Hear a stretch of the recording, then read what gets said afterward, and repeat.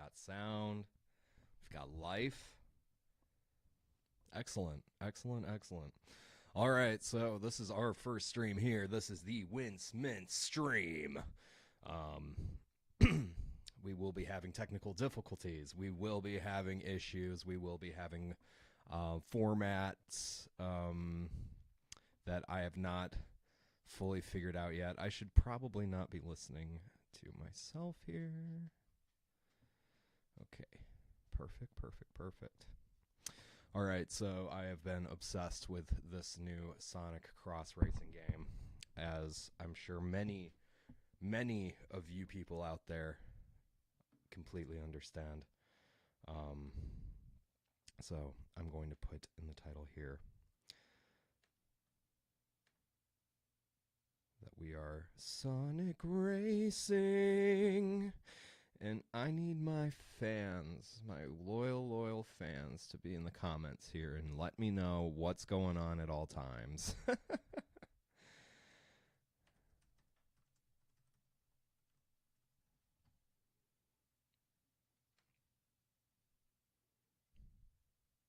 Excellent. All right, we got the chat going. Okay. Let's get right into it, people. I have an Xbox here. And my batteries for my controller died, so see, this is we will BRB.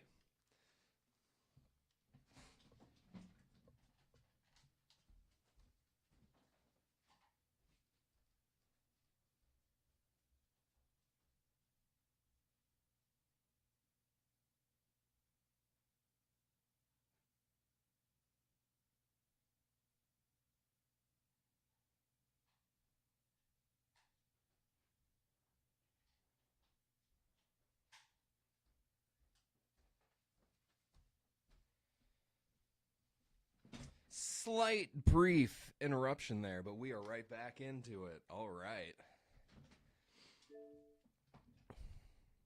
Now, I have been a huge Sonic fan for basically my entire life. One of my first video games ever was Sonic Adventure 2 on the GameCube.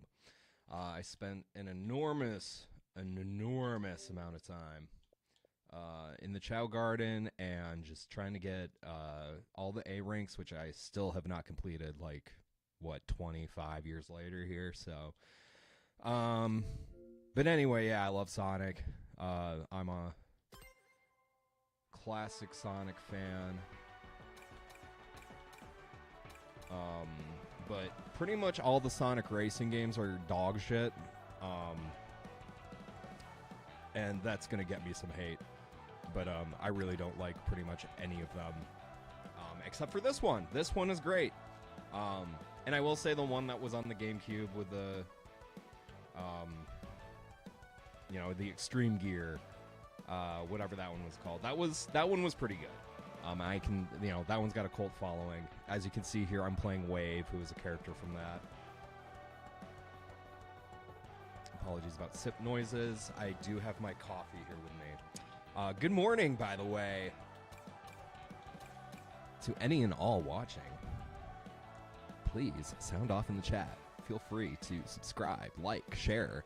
Please, I would like to not be a elementary school janitor for the rest of my life. I am going to school. I am going into debt. I am poor. And I live in the greater Flint, Michigan region. Therefore, any amount of help that you guys can throw my way goes pretty far, because we are all poor in Flint.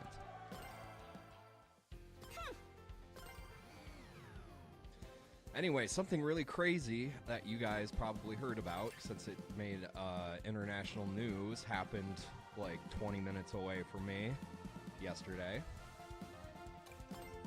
Yes, I'm reducing the level. Yes. I'm not very good at this game yet. I love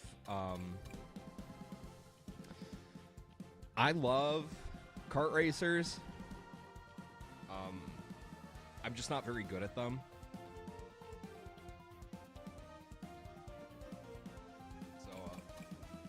Yeah.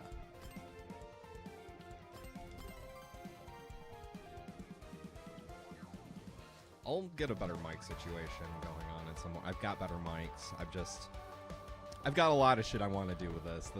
We're all new here.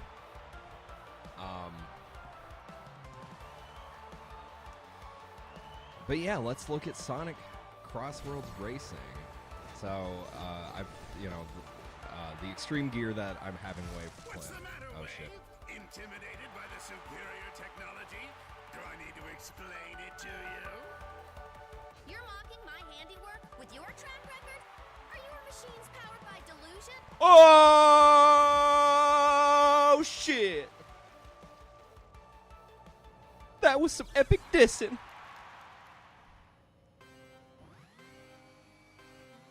Short circuit. Oh fuck. So like I said, I'm bad. Oh god. Okay. So another thing about me is that I love YouTube poop. And why that's relevant right now is it should be obvious for anybody who knows what YouTube poop is. But the Sonic casting characters are quite famous from YouTube poop. And Dr. Robotnik or Eggman or whatever. He was Robotnik in that show. Got some great voice. I mean, the guy who voiced him in that show is a fucking legend. I can't recall his name, but he did a ton of acting and voice work. Voice work, especially when I was a kid. And seeing as that I'm an old man, that means he was active in like the mid-late 90s, early 2000s. Ah, shit.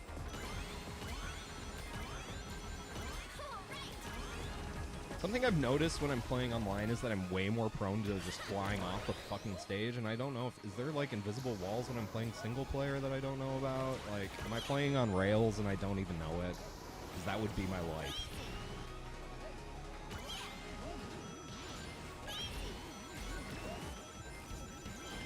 You guys might see my dog in the background kind of come in and out. That's Sasha. She's a very good girl. Who got very possessive about a bone last night, and we're not very happy about it. But that's okay, we're working on it. It was weird.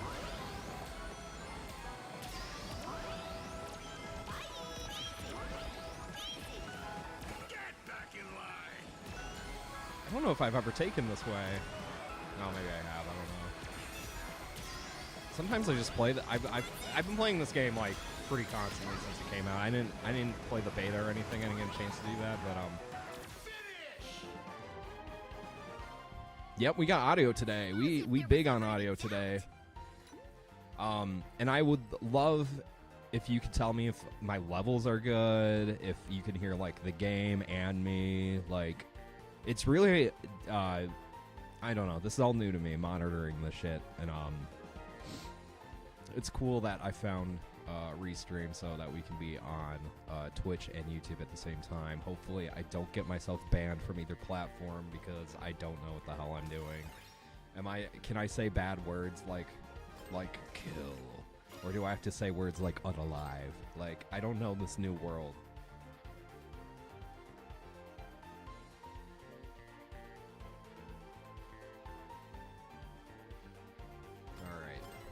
Well, I kicked Eggman's ass there, which was not happening last night. And it's probably because his CPU level has been reduced to baby mode, to complete infant child. But you know what? Sometimes that's how you get through this shit. Especially when you're playing at supersonic speeds. Supersonic speeds! Oh, God! Oh, no.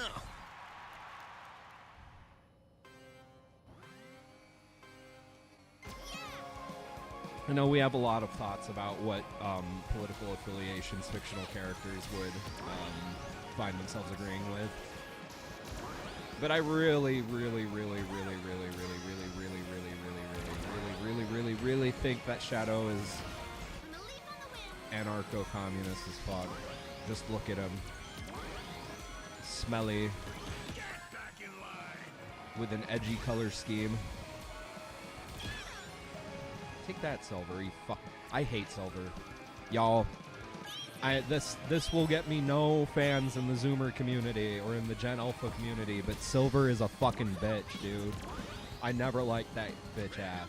It's okay, it was bad enough that Shadow was already like a Vegeta ripoff, like, and that's fine. We love Shadow, he's amazing. But to get a Trunks ripoff in like the game, not the game after Shadow, but like the game basically right after Shadow came out. And there was like 2 games. And then yeah, Sonic 06, which, man, how do they blunder the name so bad? Like, why call a game Sonic the Hedgehog when it has nothing to do with the original Sonic the Hedgehog? It's not like a remaster. It's not like a... I don't know. I mean, shit.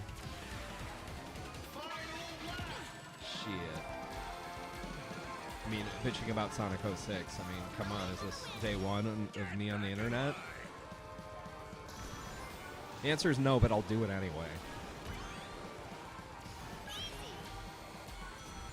That game has come to have, like, fans. Like, not real fans, but, you know, people who believe in it. People who want it to be a good game, who are like, if they just let it do things. And I'm like, this game was cursed from the start, bro. The whole direction of the Sonic series was completely fucked by that point.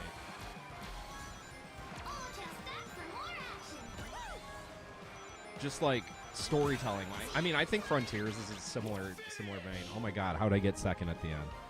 This is Sonic Cross Worlds Racing. I'm playing it on the Xbox Series S.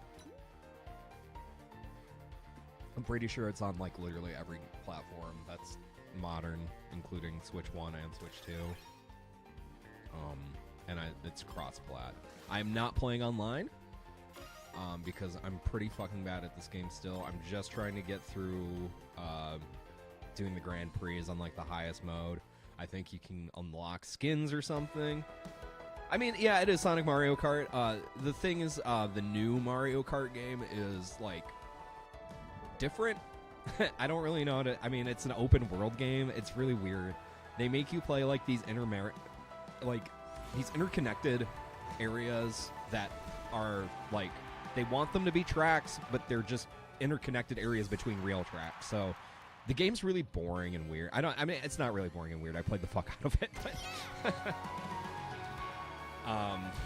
yeah, I am a kart racer boy. I do love me. I'm a good kart racer. I did not play a lot of MK8 though, which is kind of like crazy for somebody who says they like kart racing. I have not loved a Mario Kart since. Well, I do. Okay. I did just talk shit about Mario Kart World. I did have a lot of fucking fun with it. I think a lot of the characters they put in were great, and costumes, ideas, etc., etc. It's a good game. It was not worth $80.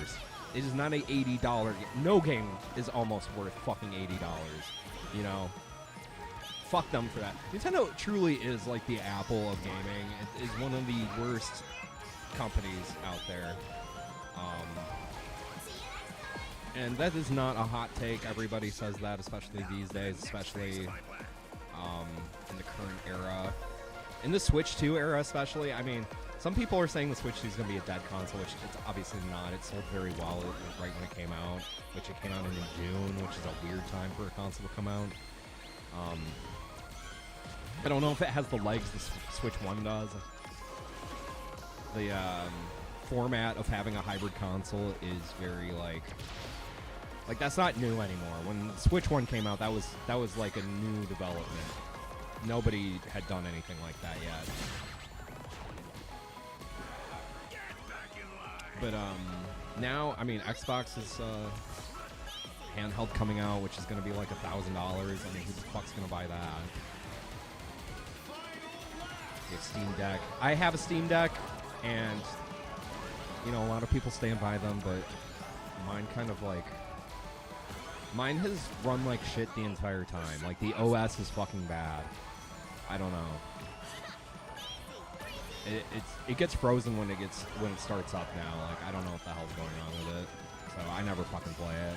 I'm not a big PC gamer in general. That's more me wife's Allie. She does more of that with The Sims and Baldur's Gate and stuff like that.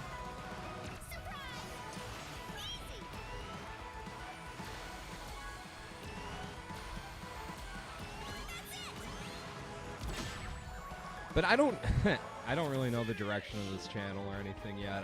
I mean, this is me. Okay. Friend Citizen, are you someone I know on Facebook? Or are you someone I know in real life? I'm sure you are.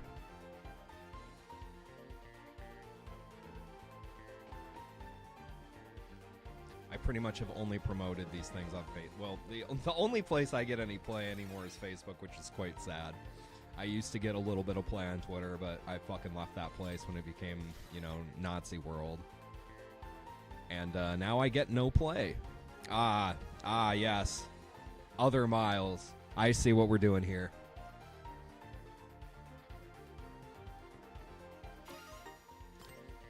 I've known a couple Mileses other than me. And the ones with Ys were usually chill, and the ones with Is were psychopaths. And obviously, I'm the only one with an I that is a chill, cool guy. Although I will say one of them with a Y was this guy who was in like a butt metalcore band from Flint, and his music sucked ass, but so does mine. So.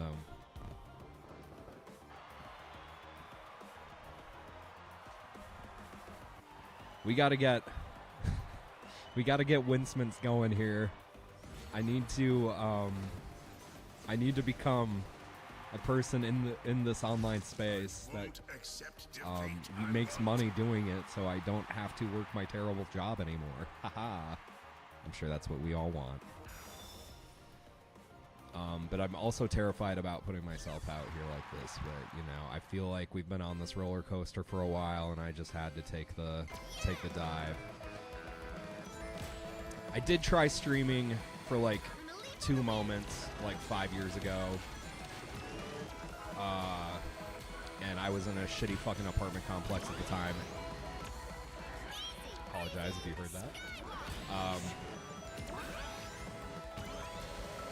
And there was an old lady that lived below me, and she just would like scream and freak out if she heard anything above like 20 decibels. Like I'm literally so quiet right now. I got my headphones on, like. But yeah, then I was like, okay, I'm not gonna try to be in a band or make content or do anything again until we've got our own place. And we got our own place in 2022. So I've been on this beat for a while here. But also I had a roommate for a while that was not my wife, because I would never refer to her that way. Don't even act like I would. That's fucked up.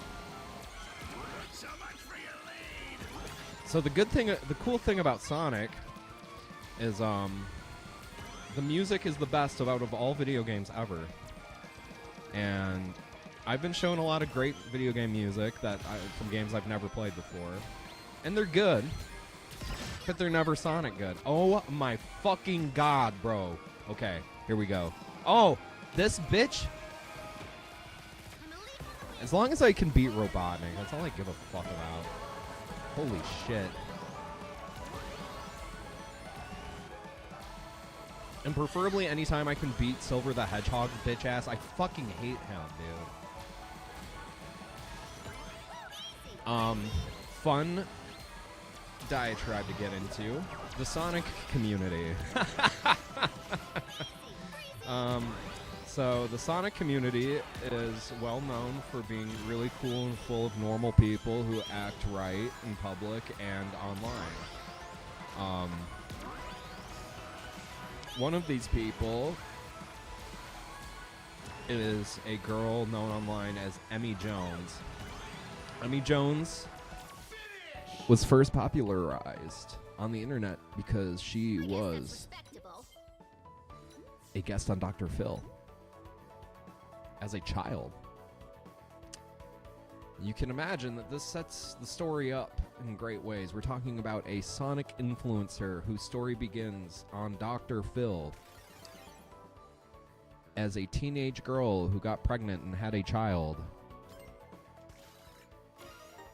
She then used this bit of notoriety to become friends with people in the My Little Pony community. A great crossover. Always good when these two things cross over. My Little Pony, Dr. Phil, and Sonic the Hedgehog for that matter. Those three things crossing over each other. Always a great combination of people and events. We will be hooking Sonic up to a bike tire. We will be inflating him. We will be doing all the inflation fetishes that you could imagine. All right, I did win this, so go me. Maybe I should go online and actually try to, like, challenge myself. Legends of the Fall. Or I don't know. Should I get into some should I get into some, like, news? Should I not be gaming? I can't tell, like, what plays online. Like, so, like, you notice Hassan, and Hassan is like, oh, I needed to bring leftism to gaming spaces, but brother doesn't ever fucking play games. And when he does, he, like, loses his entire audience. Yep, you might be able to hear young Sasha in the background there. Speaking her mind. Alright, we're gonna go online.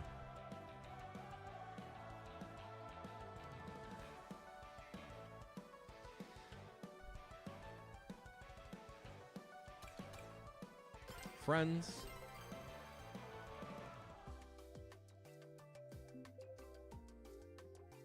Let me tell you.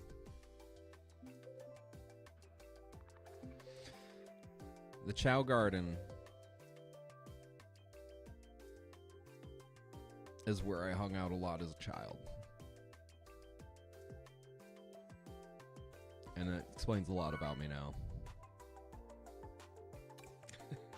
You watch 3 streamers and none of them have an audience more than 12 people. Well, I'm about to be your full streamer with an audience no bigger than 12 people. If we can get there, actually, that's like a goal at this point, is 12 people. That'd be great.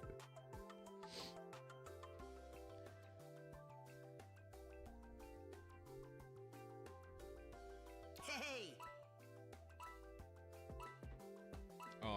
Highly recommend This Is Revolution as far as streamers go, and the Discourse.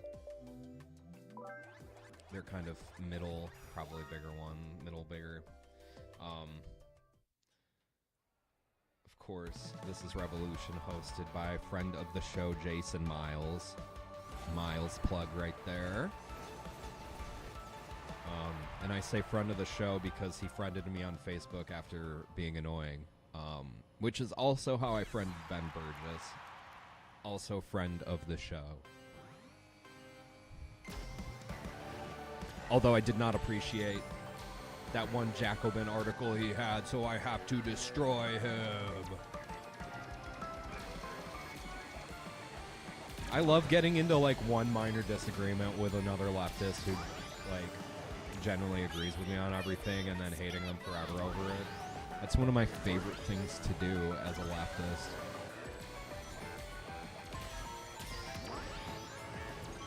I love not applying nuance to any conversation and just laying down, like, just moral statements. I love being a fundamentalist, but on the left.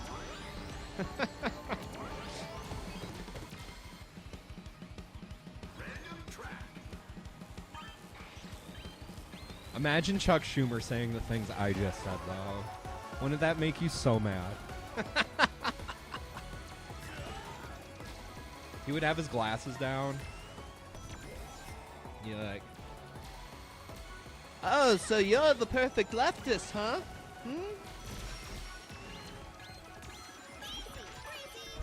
You're not gonna get your pepperoni pizzas with these tariffs. You think your pimple pickle Pete's pepperoni pizza's gonna cost you $1? Not under Mr. Trump. And it's sad because he's right. Pickle Pete's pepperoni pickle pizza pimple is not going to cost $1 under DeFure. But he doesn't want to help me about it, is my problem.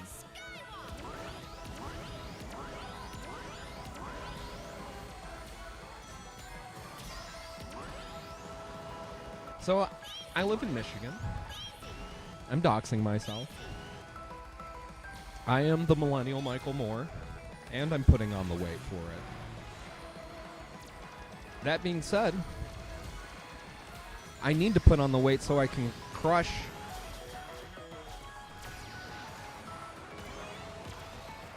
our senators in the realm of facts and logic, of course. I would never make a threat.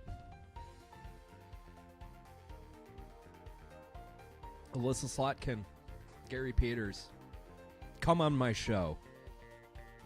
I do not fear you. You should not fear me. I am one of your constituents, even though, Gary Peters, you were retiring. Because you a bitch. Come on my show. Tell me why you're retiring. Tell me, where did Israel touch you?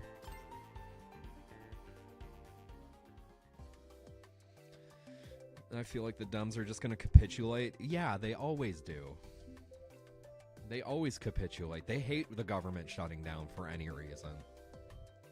The government could literally be burning on fire. The entire, like, every major building in America could be bombed, and the Dems would be like, we got to keep things open. We're not shutting this down. This would let the people down. Greetings. Please. Please. Nice. I concur. I hate these new characters. Give me old characters. Hatsune Miku in my Sonic game? Let's What go. kind of world do I live in? Back in my day, Hatsune Miku, that was only for nerds. Now she's for everybody. Because everybody's a fucking nerd.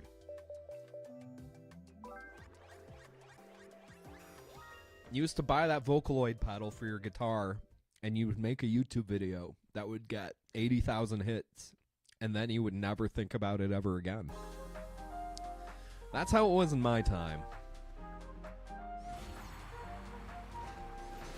But you know what's good about Michigan Democrats is that we also have some of the most based Democrats in the country. And by that I mean we have Abdul El-Sayed and we have Rashida Tlaib, who are some of the only people that keep me hanging on to that party at all.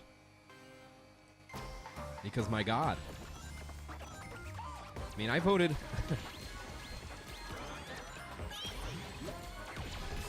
I don't think this is a good idea to do in general. The voting really doesn't fucking matter at the end of the day anyway. Someone will clip that, chip that, and probably defeat an argument I have in the future where I'm like, we should go vote, guys. Let's be real. It's like, you know, and I think I've heard Hassan put it this way, it's the most important, least important thing you can do, or something like that. I mean, it's true. But I did vote for the Green Party, and not Jill Steinever. Fuck her. I hate that bitch. But I did like Howie Hawkins. I thought he was a cool guy. I thought he would, you know, not that the Greens could ever accomplish anything. And they're, I mean, the thing that why I liked him is because he was an anti-capitalist, very, like, explicitly, which Jill Stein never was.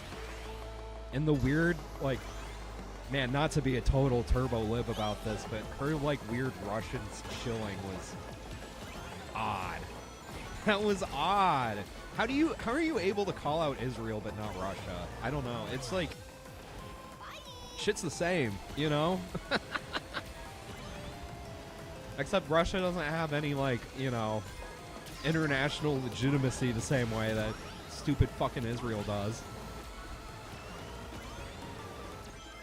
Fun fact about me, I have lots of people that I love in that region of the world and not on the side that I want to say I support. Which is true of a lot of Americans right now, I think, especially Jewish ones. Odd for me because I'm not Jewish. But Hey, that's just the way the cookie crumbles sometimes, brother. Polish Miku? Oh, God.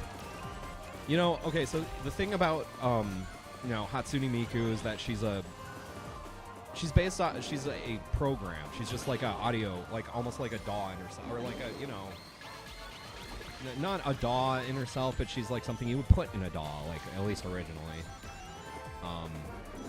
And originally they only had Japanese as the only language that you can do, and you know they added English pretty quickly. I would love to know if the Vocaloids have extended into like some, you know, do we have some Slavic language Vocaloids? I want to live in like fake retro future past type thing where it's like the Soviet Union, except it's only in like the Central Asian region, like the Kyrgyzstan and that, and I'm just like a like beat producer, but I'm making like Slavic Vocaloid music. Like that's my, like I wish I could redo 1990 like 9, and that's my life, if that makes any sense. Even though that country wasn't around in 1999. You get what I'm saying?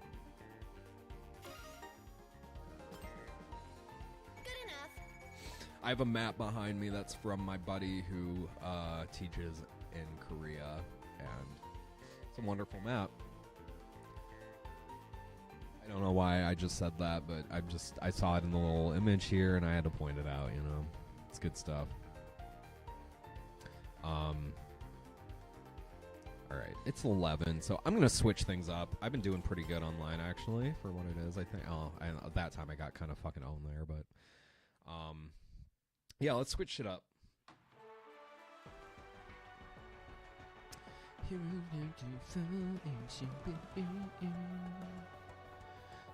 Sonic, go. Alright.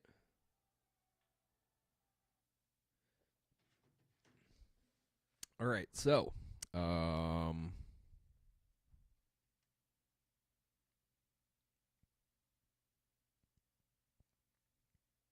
ooh, there we go. There we go. Now you can see what I can see. Okay, so, on my YouTube channel, I do not have... Oh, this is weird, like, Streamception right now. I'm not following anyone. I haven't put anything in.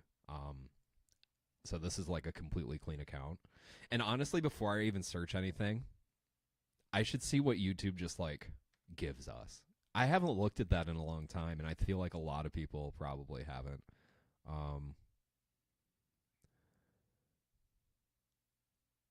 I did look up like lo-fi music, so I think maybe that's what it'll show me, which is unfortunate. I just was doing it for the test. I was hoping to like see like what does YouTube show anymore? Like it's so different than man, I remember the first time I ever saw YouTube in 2000. It would have been early 2006. And I was in middle school at the time, and I think the first video I saw was Smosh's like lip syncing the Pokemon theme video, which is dating me pretty bad. Oh, yeah, let's see what Fox News is saying about my neighbor here. My good old neighbor. Ah! Yeah.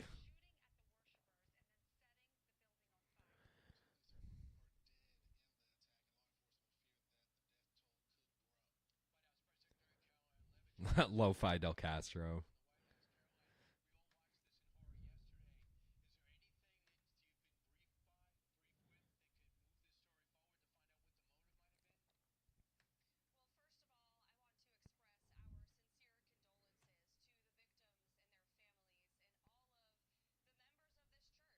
Let's stretch this out a little bit. Oh, God. I'm sorry I'm laughing about this. I hate Caroline Levitt so fucking much that I have to like laugh or else I get really uncomfortable. Oh wow, we're already getting like bots in the chat. That's awesome. I love bots in the chat. Anyway, so yeah, like I said, I am Michigan-based. I am Millennial Michael Moore. So if anyone knows anything about geography, you understand that Grand Blanc is very close to where I live. Almost uncomfortably close to where I live. Again, doxing myself. I don't know why I'm doing it, but here we are. This man was a fucking Marine who served in Iraq. You know, what can I say? You know, it's like these people watch a movie like American Sniper and they see what happens at the end where nobody wins. It's a fucking shit show. You die, your friends die, people you don't know, you go kill, you get PTSD, you kill people at home afterwards. And this guy had several issues, health issues, or I should say his son had several health issues that he was crowdfunding for. Again, this is like, we're talking about a veteran. It's like the one thing that America gives you is if you serve, you should, you know, the idea is that if you are given socialism, you're given like the normal things that most people get in a country if you serve. And I think that's fucked up and wrong, but you know, if you do this for that reason, you should be able to, you know, the country should be able to fucking like afford you forever. However, yeah, this guy went psycho loco. Psycho fucking loco.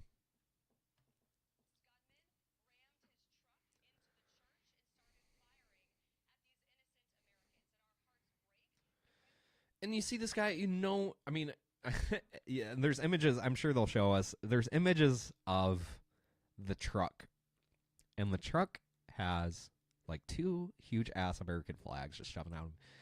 Do you know how many guys I see every fucking day, and I'm sure many of us do, that look exactly like him, that drive the truck that he drives, especially if you live in like a more rural area, which, you know, I grew up in a rural community. I live in the outskirts of a larger city, which has completely shrunk into a ghost city. It's where I live is quite crazy.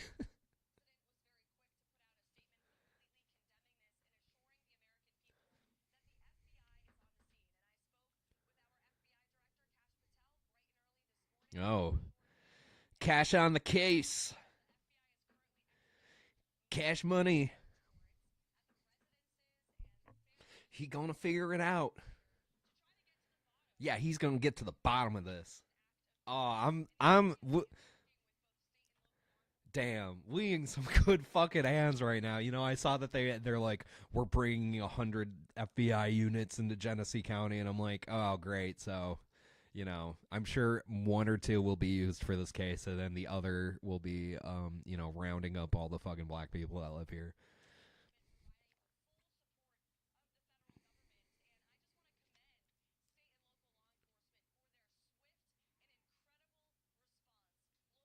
A Taylor Swift and an incredible response. That was a bad joke.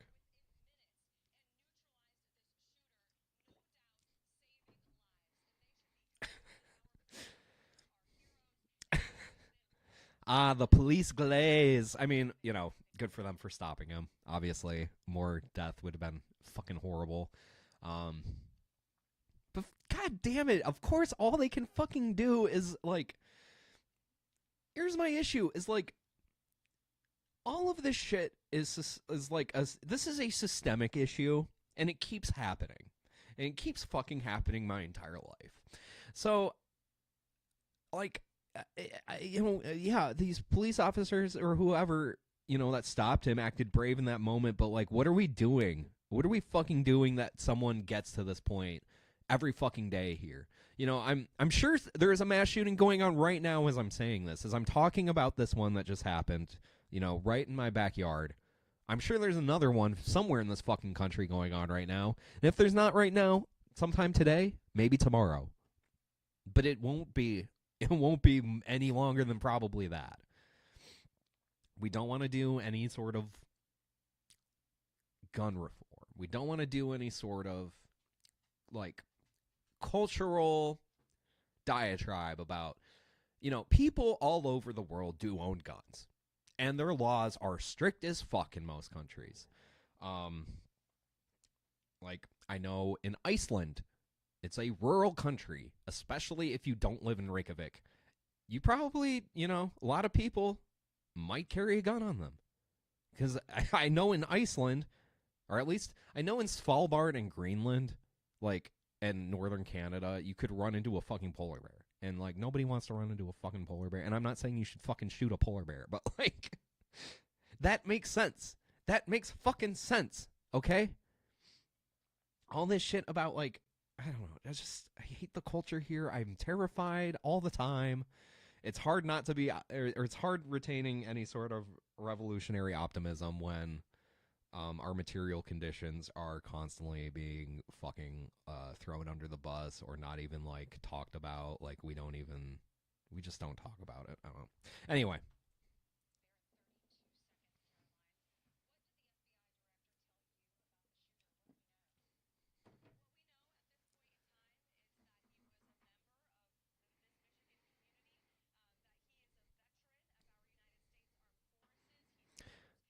I wonder if he was into Michigan Milita.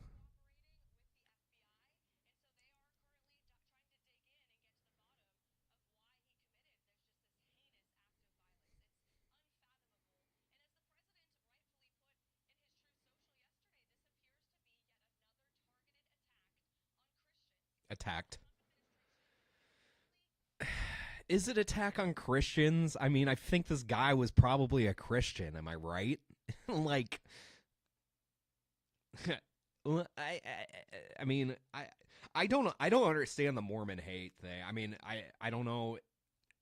I think maybe we're looking at a lot of these shooters too ideologically, when they're just like, I mean, it is just the case of going radical. It's the case of going fucking psycho. It's like there's a group of people and they think slightly different or something, or you just see a gathering of people and your mind snaps. I don't know. I don't know if this guy was like, oh, Mormons killed Charlie Kirk because it was in Utah or something like that. But I feel like that's like a stretch. I don't know. I think that's like really, I don't know. It's almost like not worth examining on that level, because it is such a, it's like a deeper issue than that. I don't know.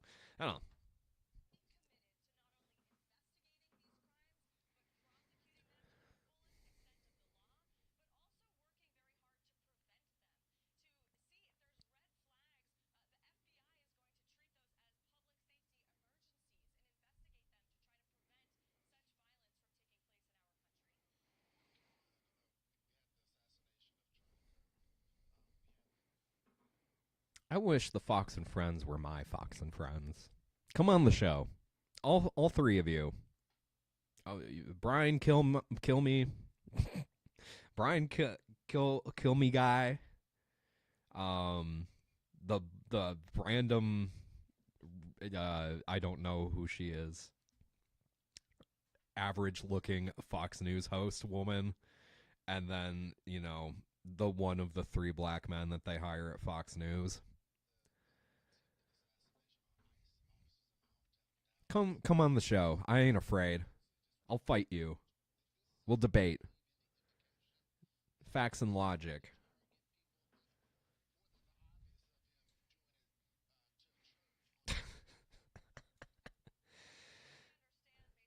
Did these people go to school and get degrees? Like, when I hear them talk, I'm like, how did you pass anything? Are you just a rich person who was brought up? Like, a lot of the times that is the case. Like, oh, God.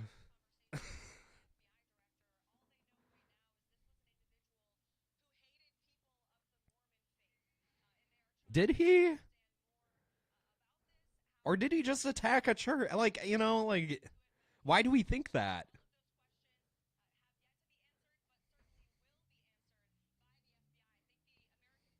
I mean, clearly it wasn't very nice to Mormon people.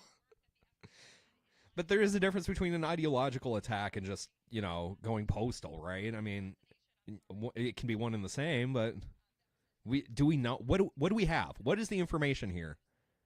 This FBI is so fucking crazy.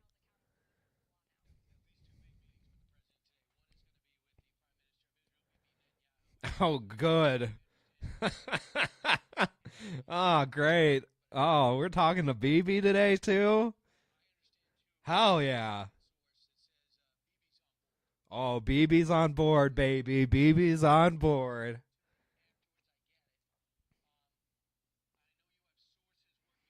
Sources.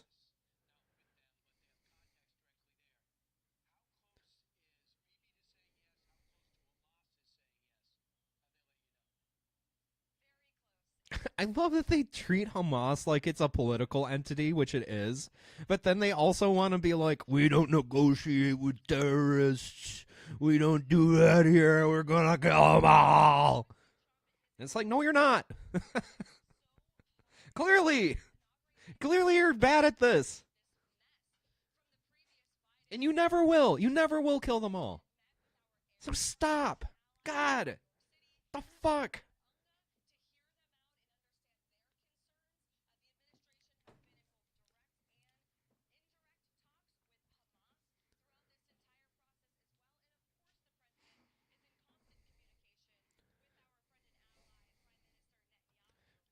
Yeah, but I think it will be more important for Netanyahu to make another video about how he didn't kill Charlie Kirk. I think he should do that first. He should wait before we talk about what goes on in Gaza. I need to talk about my favorite person of all time, Charles Kirk. And he loved Israel more than anything. I swear, we didn't kill him. Charlie and I used to go out on the quad, and we would fuck babes together. We'd smoke weed. We were friends.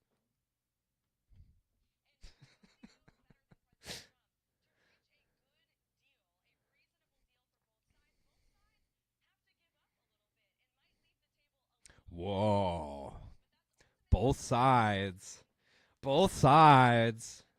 We love talking about both sides, about Israel, Palestine. Both sides, both sides.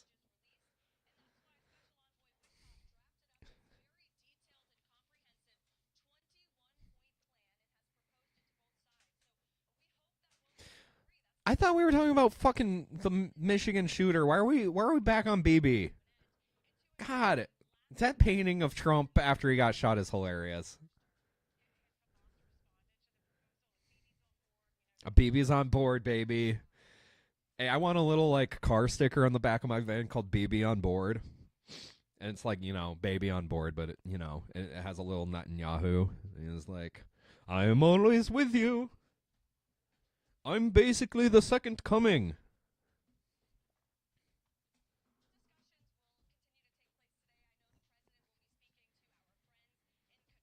Oh, I should probably update the title here, huh?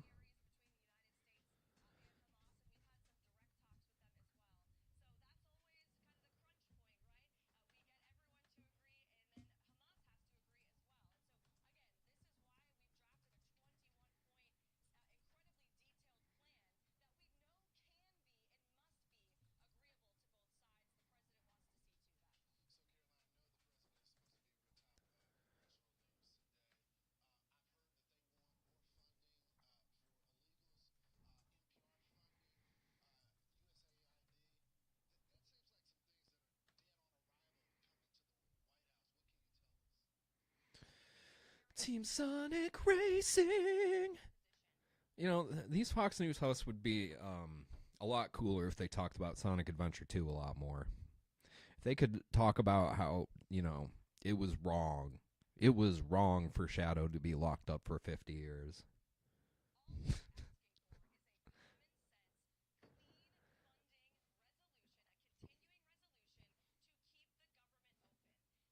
Oh, so now they want to keep the government open.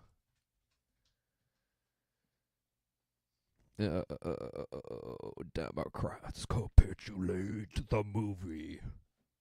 Starring Chuck Schumer, Hakeem Jeffries.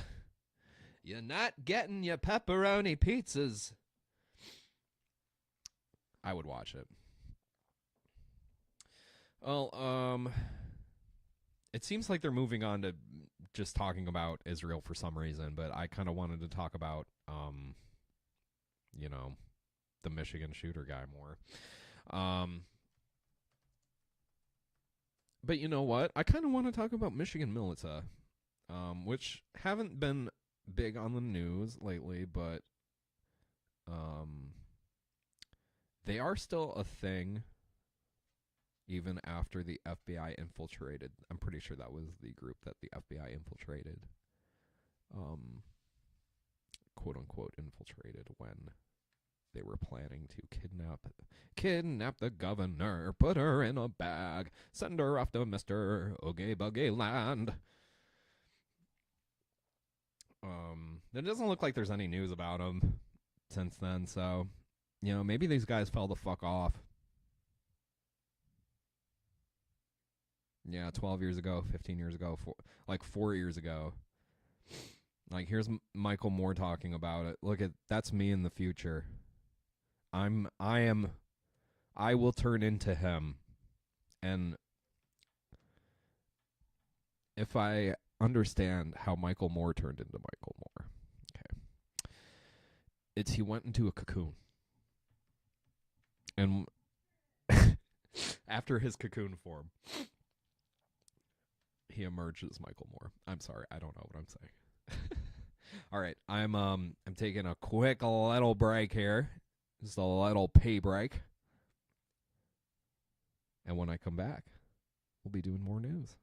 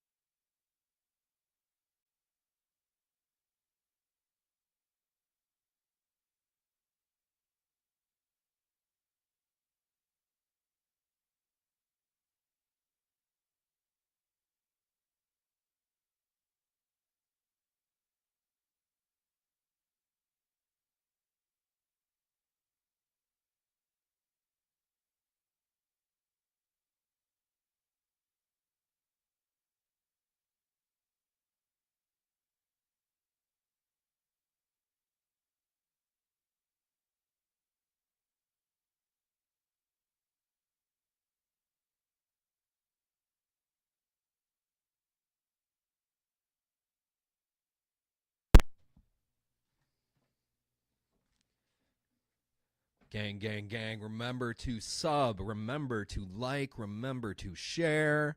Please. I am really hoping to build this up. I know that this has been going a little rickety. I didn't have a ton planned. But, you know, this is the first stream. Come on. We're working on it.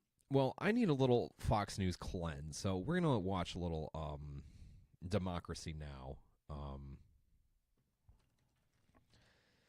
Get the other side, you know, both sides. I don't know if I should start subbing on this to things. I don't know yet. I haven't haven't decided how I'm handling this. Let's see what's in the news today.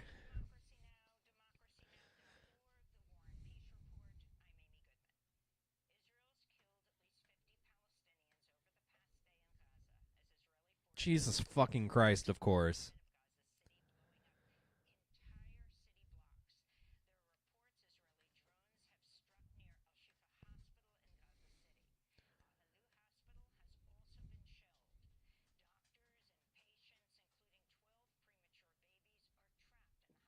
Oh my fucking God, bro.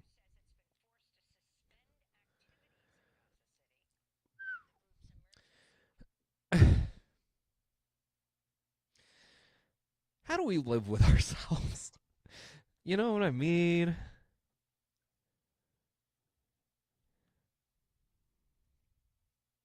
Like,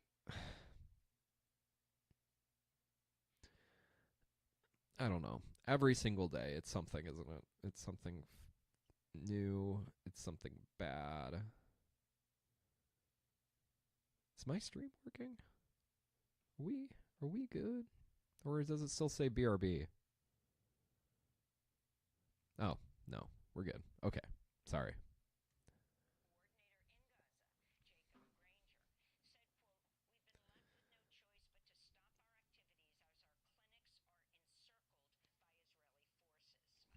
Why? I mean, I know why, but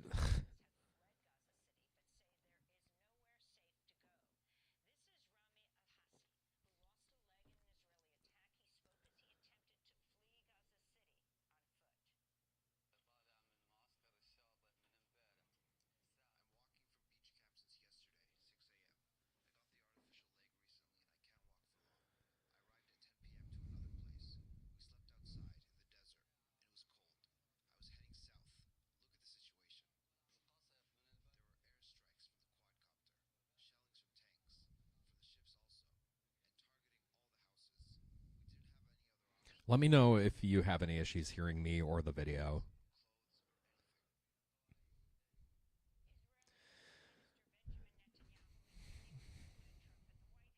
Ugh.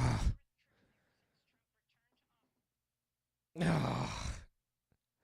This image alone right here, this could holy shit. We're dismiss. We are screen capping that. I am sorry. Wow. This image right here, something about it.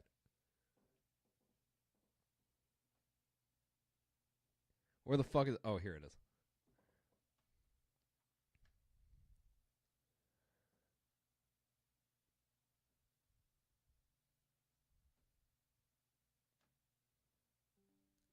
Christ almighty. I don't know what it is about that image, but that was fucking weird. Oh God, look at it. Oh my God, and then looking at looking at the camera like Jim from The Office. Oh no, not him. Tony Blair. Why is Tony Blair getting to be the king of Gaza? Oh, great, the curse. Yeah, he loves talking about the curse.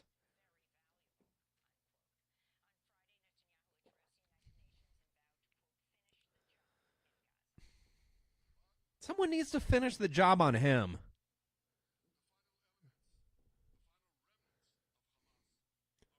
Me and Charlie on the hanging out at the quad.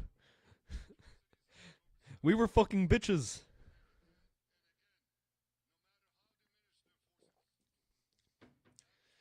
Until a group of bullies named the Palestinians beat up me and Charlie. They called themselves the Hamas gang.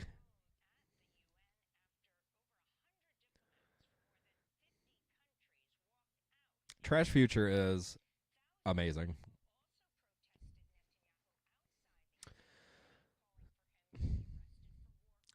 Netanyahu.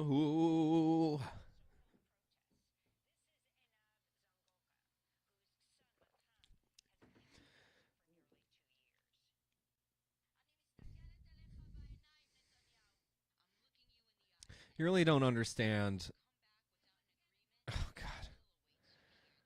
I mean, I feel fucking horrible for these people. Like, don't get me wrong. And the Israelis are the people I'm kind of crying about the least here. And again, I'm saying this as somebody who, it's people he loves over there.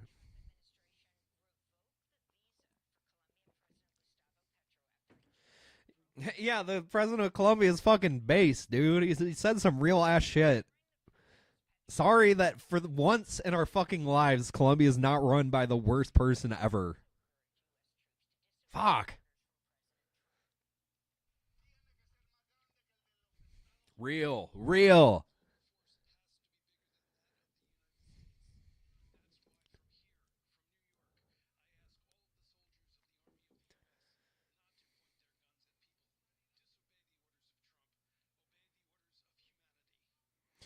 Wouldn't it be cool to have a president that was good or willing to stand for something or believed in anything? Wasn't a complete fucking nihilist?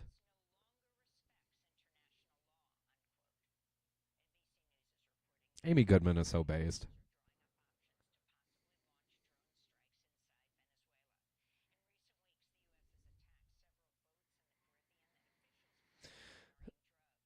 Oh my god, dude.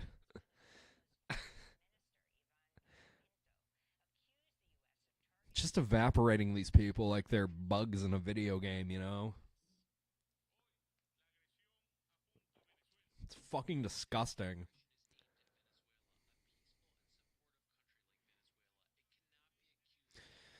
Vuvuzela, we can't be like Vuvuzela.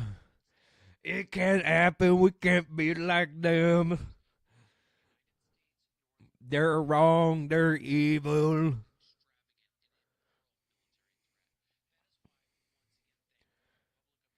I saw that Spain is like accepting a shit ton of fucking immigrants from all over the place, and maybe they will take me.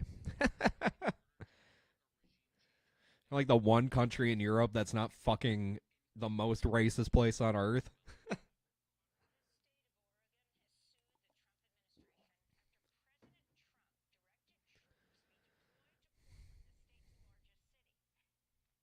I do think troops should be in Portland, but not for the reasons that he wants them there.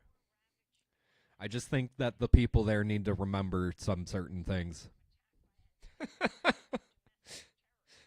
I would like a junta there, but not under Trump.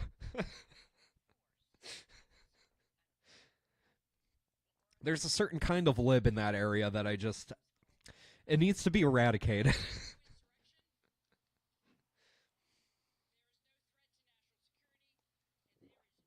That's the governor of Oregon?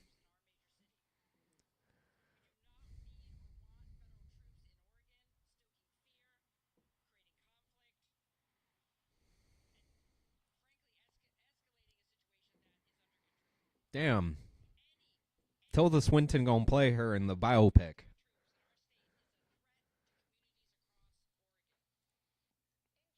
Either that or Bill Gates. Sorry, that was rude and mean.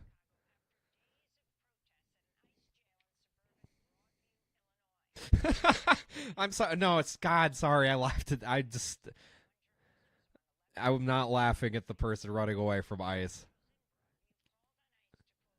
I just wasn't looking at the video, and then I looked back and I just saw a dude running, and it shocked, and it surprised me. Trust me, I'm not a bad guy.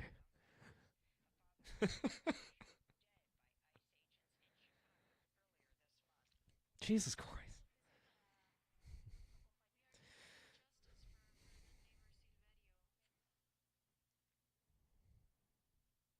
People, do you feel like you've got more money in your pocket? Do you feel more stable and safe in this country than you did 1 year ago, 5 years ago, 10 years ago? You can thank the president for that. He's been taking all these evil people off the streets. He's been taking evil people off the streets, you know, like mamas and grandmas and grandpas. Evil people.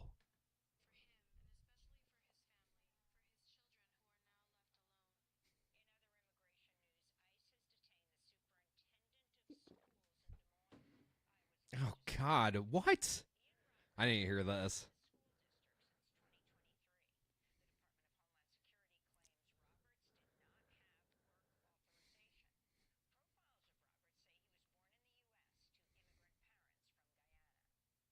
We being for real right now? Oh, of course he is. I thought Adams already dropped out.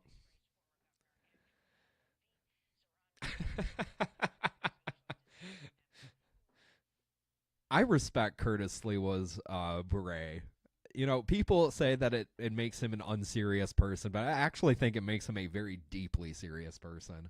I think he is fucking committed to his cause. He can't be bought. He can't be paid. Fuck yeah. Is he a fucking crazy person? Yeah. But you know what?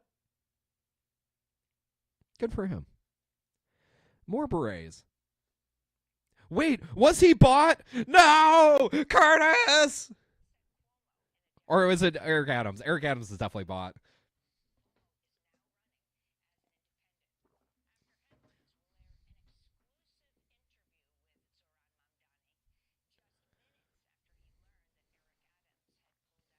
An exclusive interview with Zoran Mom Daddy.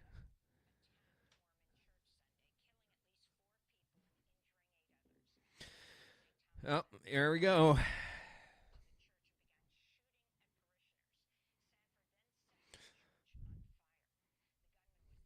These sorts of instances will happen wherever you live at some point in their history. It might not be during the time that you live there, but my God. There will be some day that some shit like this happens where you live too. Something changes. It gets worse. It compounds.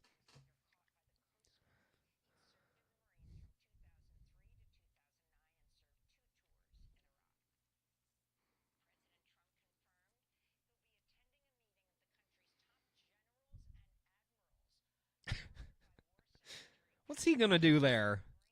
What's he gonna do there? These two guys don't know nothing about nothing.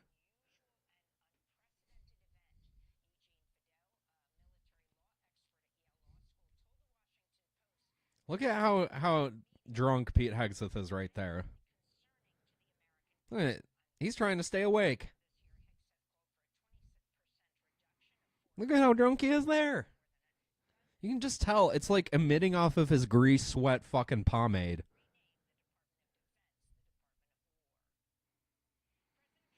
Dude's a fucking drunk.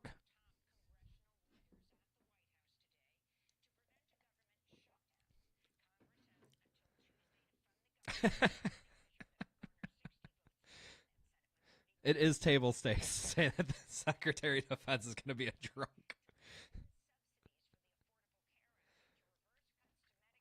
Oh, my boy Hakeem. Hakeem Jeffries, let's go. Let's go. He's going to Wu-Tang him at us. Where is that? I just need to read that thing where it's like Hakeem does raps at like DNC fundraiser events.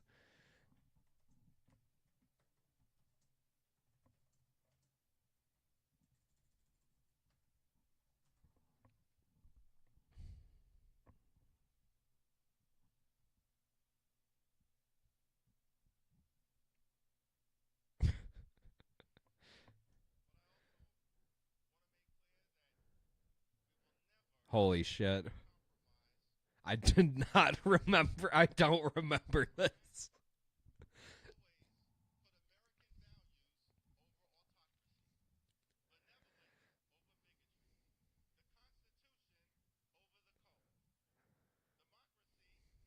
Oh, he's gotten lyrical.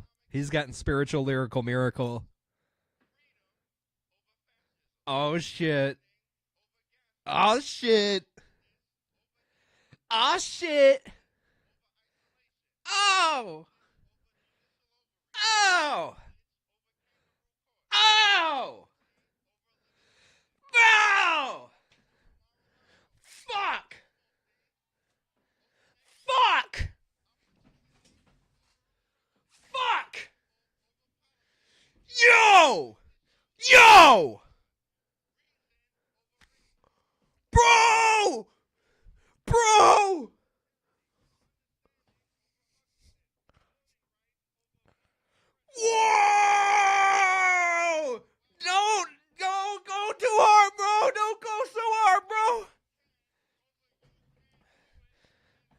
Oh, man. What? Oh, man. Brother knows how to make someone soy the fuck out. Holy shit. What a fucking legend. Uh, um, yeah, I hope he dies young.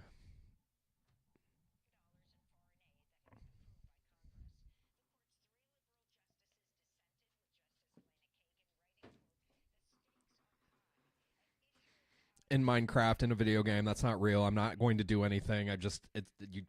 You know what I mean, people. This is not a threat.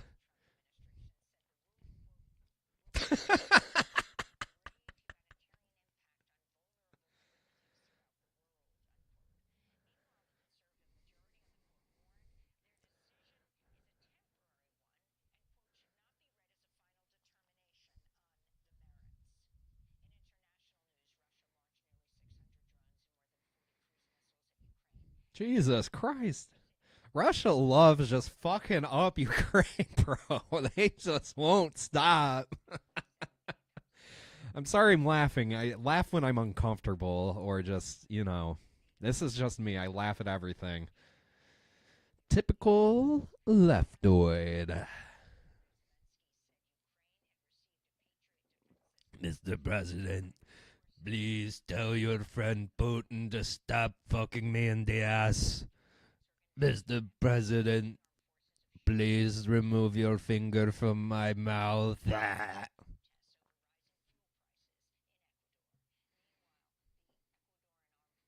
I feel terrible for Ukrainians, bro. I feel terrible for fucking everybody. We all suffering out here. But yeah, especially my dad has some Ukrainian coworkers, and it has sounded bad.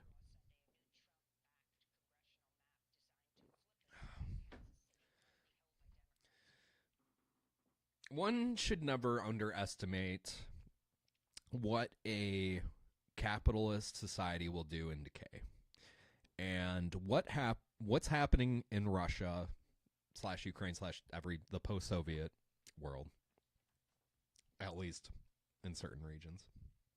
What's happening in Russia is exactly what we wanted to happen. They became a fucking, republic, a capitalist republic, and immediately shit fell apart into fucking oligarchy. And what's happening over there is now happening to us, and we're all becoming one big fucking happy family of oligarchs and imperium, and Lenin was right about everything. Fuck.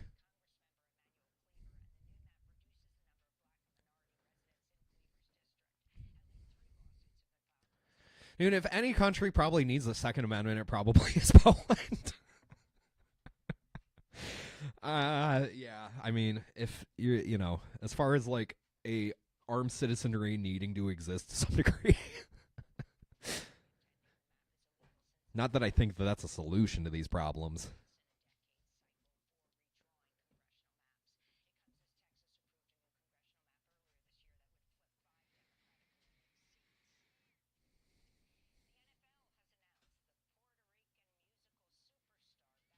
This is pretty based. Not gonna lie. This is pretty based. It's a little libbed up to think that this is like some sort of win, but I'm gonna take a cultural win. This dude is an American. He's Puerto Rican. We've pushed this fucking imperium on the island, so we should accept all of them just as they are us. As we should every human being who isn't, if you weren't a fucking psycho. Rest in power to a fucking real ass one.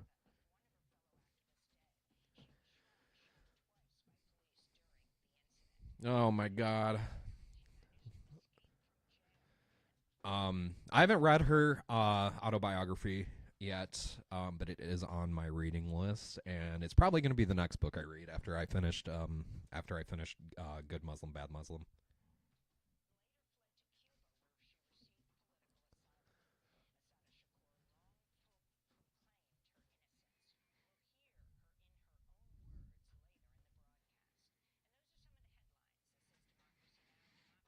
right. Well, as you can tell, Democracy Now! Actually reads the news in a way that makes logical sense, unlike Fox News, where it's fucking straight propaganda.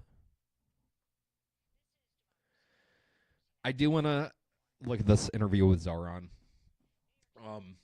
So, from where I stand, we in Michigan have Abdul El-Sayed, who is running to take over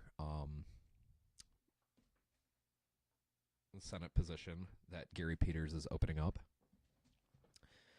And, you know, Abdul is not like, I wouldn't say like presenting as a democratic socialist the same way that Zoran does. I don't know if Abdul is DSA. I think he is. But the thing about Abdul is he's always centered universal healthcare around. He's a doctor. He is a medical doctor.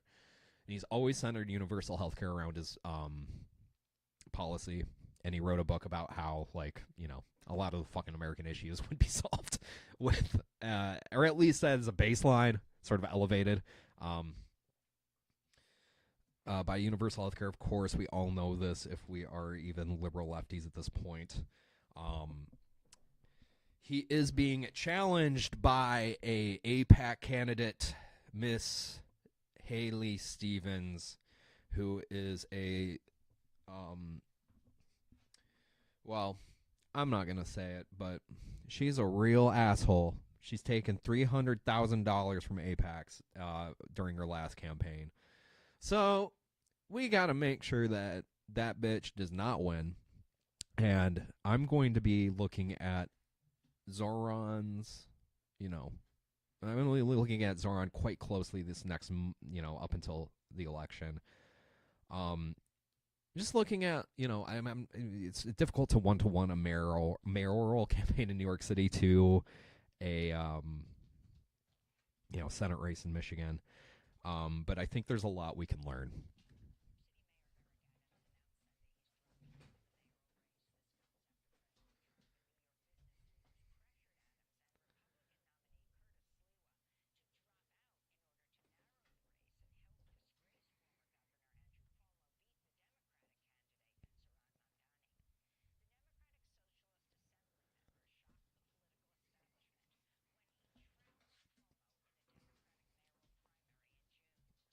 Based.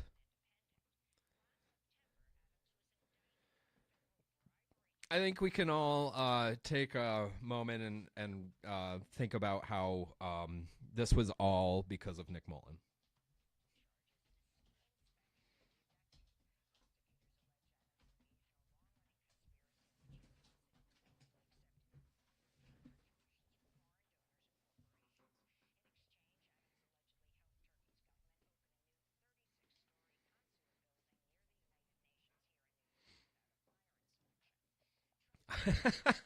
I forgot that this is all coming from the fire inspection shit. Oh, God. Eric Adams truly rules. He truly rules as just like a horrible fucking... Just a horrible fucking mayor. Like a comically incompetent mayor.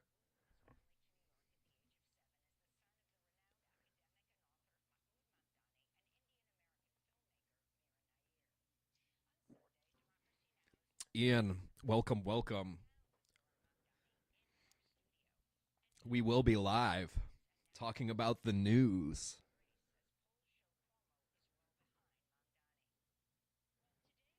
Cuomo is well behind Mamdani. I wonder why. How could that happen? Cuomo is just so likable.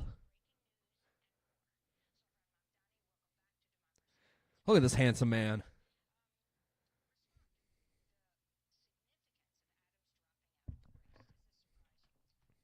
Democracy Now! Studio is like actually a real studio, and I did not know that it was like this until literally right now. I thought literally Amy Goodman was like in front of a green screen or something, like Majority Report style, like they're in a garage. Look at all them books.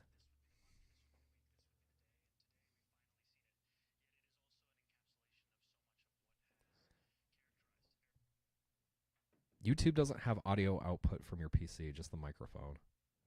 Wait, have we been listening to this and it's only me?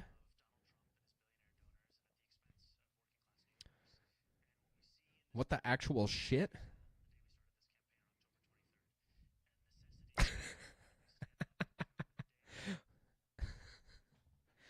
Hold up. Wait, we can't hear the No, I've been trying to listen to this with y'all. Okay, see, this is, it's all part of the plan, right? Okay, I think I unmuted it. I think I accidentally had it muted this whole time. Try now. Of big money and small ideas. Okay, try now. Being what characterizes City Hall, and instead delivering for the very working class New Yorkers that are being priced out of that same city. Well, let's go to what Eric Adams had to say in a 9-minute video message announcing his decision to drop out. New York Mayor Eric Adams did not mention you, Zohran, or Andrew Cuomo by name, but he said this, which has been viewed as criticism of your campaign. Too loud? Oh, shit. Major change is welcome and necessary. Okay. But beware. See, we're learning. We're learning. Claim the answer to destroy the This is the first stream ever. We built together over generations. That is not Did change, the that is chaos. Did the Sonic game have sound coming out of it when I played that earlier? Okay, baby, we got audio. Awesome. Hey, you know what? I'm glad somebody pointed out on day 1 stream and not like day 18 stream. I am not surprised to hear any of these critiques. So yeah, I have had the sound on, and I have meant to have had it doing things. So, but I did have it muted. It looks like on my thing here. So, all right, we do. It is hard to do live levels when I don't have like I don't really have feedback right now other than you guys. So, I appreciate the comments coming through. The first time I streamed ever, like 5 years ago, I had like a lot of issues and it kind of put me off of doing this, but we're actually, I think this is like actually pretty smooth sailing. I think we're doing pretty good. You know, if my biggest fuck up is that the audio of the videos were watching the last half hour or shit, you know, or weren't there. You know, I've been blabbing. I've been talking over the video half the time, so. Critiques or points from Eric Adams, because it is Eric Adams' mayoralty that has delivered us with a city where 1 in 4 New Yorkers are living in poverty. And in that same video, he diagnoses what the issues are that New Yorkers face. He speaks about the necessity of lowering costs, of improving quality of life, of keeping New Yorkers safe. And I don't contest the diagnosis. I contest his delivery, however. This is a mayor who raised the rent by 12% on more than 2 million New Yorkers, a mayor who priced New Yorkers further out of childcare. He should be talking about how cool Eric Adams is actually and how funny he is, and talk about like, you know, why we should be all going to Turkey in the middle of any international trip we take, no matter where we're going. A mayor who has time and time again exacerbated a cost of living crisis, whether by raising the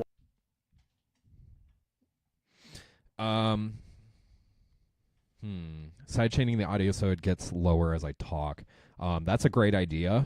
I'll figure out how to do that in OBS before. I'll try to figure that out before tomorrow. Water bill or I'm only on it. I'm only live for another half hour, so I we're on the coasting on end here. Addressing that same crisis from the man who's been inflaming it time and time again. Well, could you say, Zohran, what do you think the impact of his dropping out will have on your electoral prospects? Appreciate it's very much the same race. We have seen the over feedback the course fam. of this race, especially in the final weeks and months making of the magic primary, that happen. Andrew Cuomo wanted nothing more than a one-on-one fight with me, and we gave him exactly that, and then we beat him by 13 points.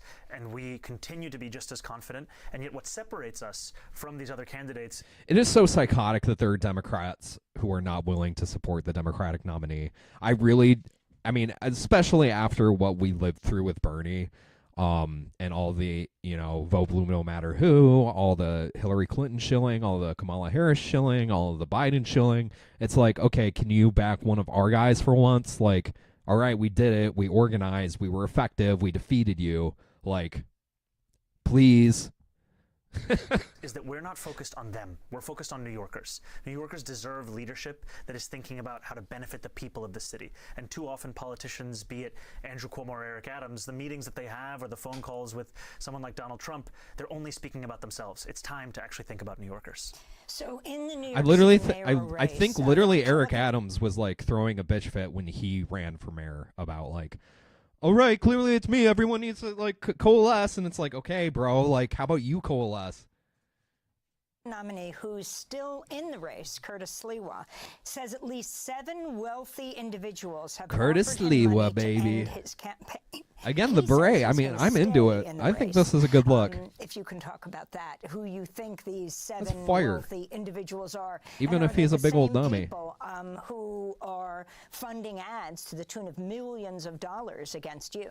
Well, I can tell you there's no shortage of Trump donors who are seeking to influence this election, who are looking to spend more money than I would even tax them to try and stop our campaign. Imagine and being at the like same a time of Eric Adams, Andrew Cuomo, and Curtis Sliwa. elderly, Curtis Sliwa is the one that I would trust the most, and I do think it is person very real just voting that there are many Democrat who just because are you know that threatened you by do our it. campaign and our politics and of putting working people at the heart. You're of voting this for city's a focus, fucking and are trying Trump to do everything in their power, and we've seen that with funded Donald piece Trump of shit. being Like, on the phone with Andrew Cuomo, trying to do everything in his power to ensure it's that so they stop this insidious. movement, and All the right, sad I'll news stop for them. here.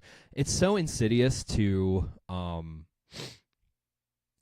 prey on an elderly base the way that the Democrats do, and like Andrew Cuomo like utilizing the space Trump is providing for him to mislead people. I mean, who's surprised? Fucking nobody. But I don't know. It's just like, it's hard to like even like conceptualize how we're gonna fucking change this party, how we're gonna take it over if this is how it's been run.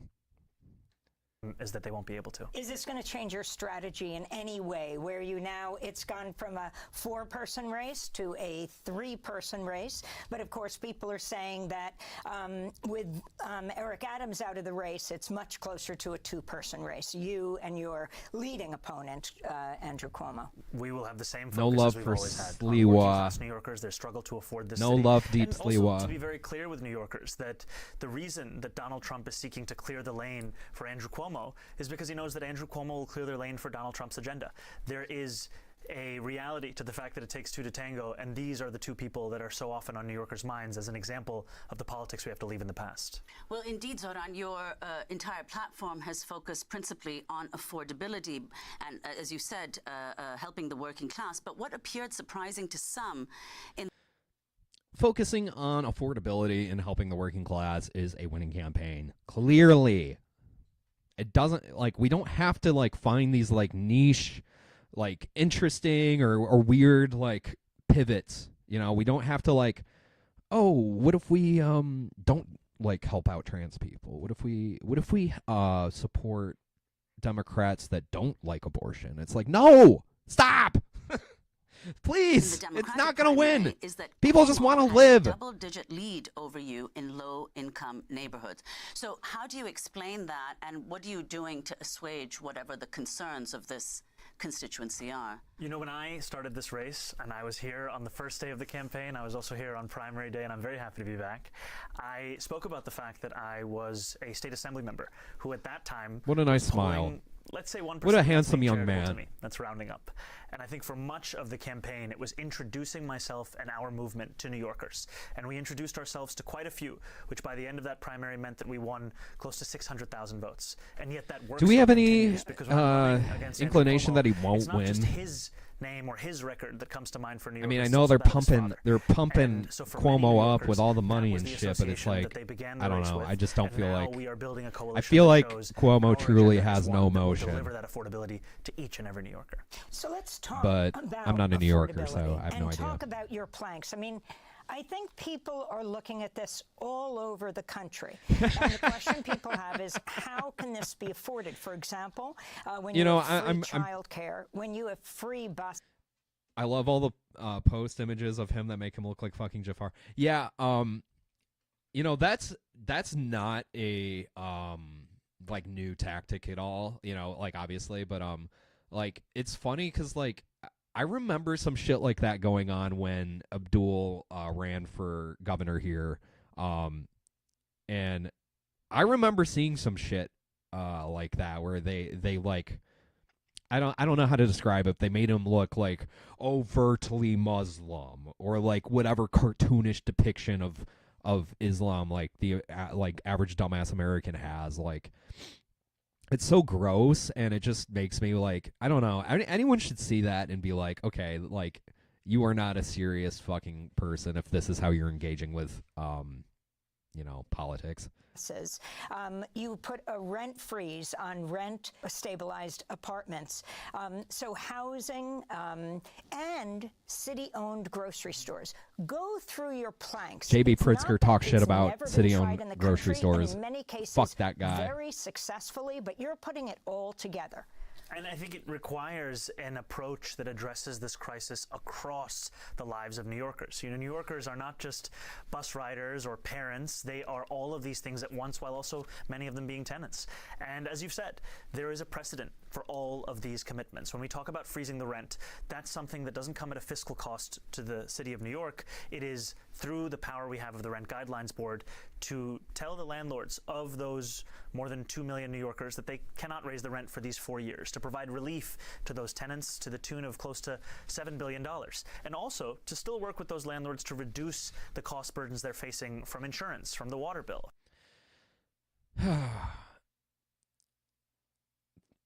It's just, doesn't it break your heart that we have to live in a world where there are like titles like lords? It seems so antiquated, bro. Like we're supposedly living in a democratic era, but like we have lords? What is this shit? From Con Edison, because it's not a competition, it's a question of ensuring that this is affordable and workable for each and every New Yorker. And if we think about universal child care, the cost of universal child care is around $6 billion, significant amount of money.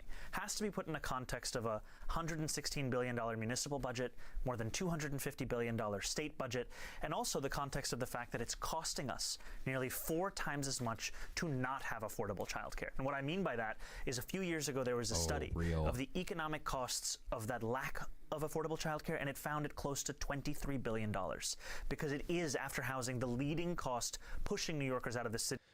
Anytime that there's like an inevitability in our society, like people needing childcare, if these things are not provided by like, you know, a regulated system that everyone has access to, it is ultimately going to cost us more.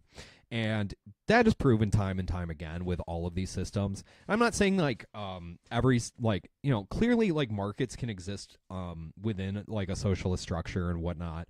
But what markets are for should not be I don't know, living like our dependency, we shouldn't be fucking dependent on them in the sense that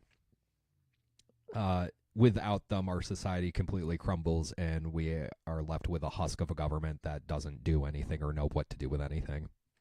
City, which makes sense given that it's $25,000 a year for all the a sound New is Yorker out to find of left childcare for their channel. one kid. And so this is an agenda that delivers on that, and it's one that also understands when you are faced with these costs, you are faced with a political choice. And it's a choice I believe we have to make for working New Yorkers, and I think that there are Is two the clear sound revenue streams okay? to Just raise the me. money necessary to fund Okay. this. And that is? That is raising personal income taxes on the top 1% of New Yorkers. That's New Yorkers who make $1 million or more a year by 2%, and raising the state's top corporate tax rate to match that of New Jersey. Together, those two initiatives would raise $9 billion. I think they're the most straightforward, productive means of doing so. But if people have other ideas to raise the same money, I encourage it. Interestingly, I'm on gonna try to what can you switch learn my from cables New out. Maybe that's Mexico, an which issue. became the first and only state in the country to offer free We are shelter live, to a baby. We majority are of straight families up 3 live. years This ago, is according to the Wincmence streaming live, and this is my first live stream. Therefore, we are having a myriad of technical issues throughout the stream. However, it has been a wickedly awesome time still,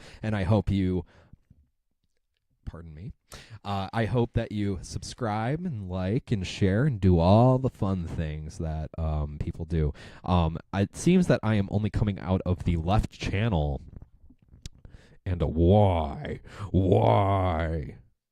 So I'm going to try to switch up my audio cables here, so you might hear some buzz, some pop, but I'll keep Amy Goodman on the dial here. Guardian, the program lifted 120,000 people above the poverty line. I think it shows that this is possible. It shows that it's not only necessary, but it is a question of our own political will. And we don't have to look as far as New Mexico, frankly, because right here in New York City, the previous mayoral administration delivered universal pre-K. And that was something that showed us the possibility of city government meeting the needs of working New Yorkers. And if we do not meet these needs, we will continue to see, parents and aspiring parents leave this city in order to find a place where they can afford that childcare. It's time for us to actually deliver on it so we can keep people here and actually have room for others to join us as well. Zoran, you mentioned earlier, of course, housing is one of the central, you've made it one of the central issues in your campaign, because it's true that New York City, one of the biggest issues is that people can no longer afford housing. You're focusing in particular on deed theft. If you could explain what it is. All right. So for the rest of this stream, I will be coming out of your left channel. I think it is a wire issue. I don't think this is an OBS issue, because in my and since 2015 we've in my sound interface or audio interface. Anyway, this is boring shit. I will have a better setup before tomorrow. I'm just, day one. We're working through this. Anyway, I'm going to rewind a little bit and hear what Mom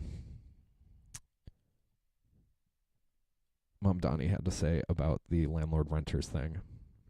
Only state in the country to offer free childcare to a majority of families 3 years ago. According to The Guardian, the program lifted 120,000 people above the poverty line. I think it shows that this is possible. It shows that it's not only necessary, but it is a question of our own political will. And we don't have to look as far as New Mexico, frankly, because right here in New York City, the previous mayoral administration delivered universal pre-K. And that was something that showed us the possibility of city government meeting the needs of working New Yorkers. And if we do not meet these needs, we will continue to see, parents and aspiring parents leave this city in order to find a place where they can afford that childcare. It's time for us to actually deliver on it so we can keep people here and actually have room for others to join us as well. Zoran, you mentioned earlier, of course, housing is one of the central, you've made it one of the central issues in your campaign, because it's true that New York City, one of the biggest issues is that people can no longer afford housing. You're focusing in particular on deed theft. If you could explain what it is and your plans to create an office of deed theft prevention. Absolutely. The affordability agenda we have is one that doesn't just speak to tenants, it also speaks to homeowners. And since 2015, we've seen more than 3,500 instances of deed theft take place across New York City. Deed theft, for those who don't know, is something that disproportionately targets older New Yorkers. They tend to be black and brown New Yorkers, where an individual will knock on the door of one of those same New Yorkers and say, do you need assistance in resolving your inheritance or refinancing your home, preying upon their desire to actually pass that home on to their next generation or to ensure that they can stay in that home. And there are so many of those New Yorkers who have then lost the title to their own home through this kind of being preyed upon. And so our office would take advantage of the new state rules that have allowed the city greater enforcement authority on this issue. It would also fund for about $20 million lawyers and Well, you can definitely tell that Zoran's been in some, he's had some meetings. You know what I mean? And this is an issue I had with the very idea that, how do you, openly run as a socialist in the heart of capitalism? It's tough. World society, as far as, under, Western capital, is, so based on the rights of the petit bourgeois, meaning, small property holders. It was Thomas Jefferson who saw every American as the noble yeoman who should have, his own property and his own farmstead that slaves will work until they die. But that is sort of the inception of this mindset. And, you do see, I do expect Zoran to, head towards the middle. after a primary as anyone who, you know, runs in a general campaign typically does. Like a lot of the things he sort of backtracked on, I'm more interested in seeing how it plays out in his actual administration. But, you know, it is sad to hear him sort of like using these sorts of terms and, you know, thinking about the property owners as, you know, an oppressed class. Like, I don't know. Legal assistance for New Yorkers who would then be proactively reached out to by the city of New York and would look at the example of a Tangle Title Fund in Pennsylvania and bring the success of that here so that the city is assisting New Yorkers in ensuring that their next generation can inherit their home as opposed to leaving them to the prey of someone who would look to actually engage in deed theft. Well, let's talk, Zoran, about issues that, of course, are Look, very we on the relevant to left people in New America York, have no but real this power, action is so happening like, elsewhere, and what you've I don't know. commented on I'm many grasping times, straws namely at this what's point for unfolding in something Gaza. to believe in. Right now, Israeli Prime Minister Benjamin Netanyahu was just here in New York, scheduled to meet Trump on Monday. So, if you could talk about what you've heard from New Yorkers on this issue.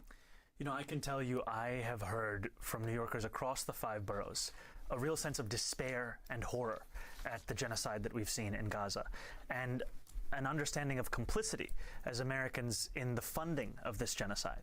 And New Yorkers are looking for someone to be their mayor who will focus on this city. Like, a lot of people are really upset with his sort of like the way he's talking about police lately.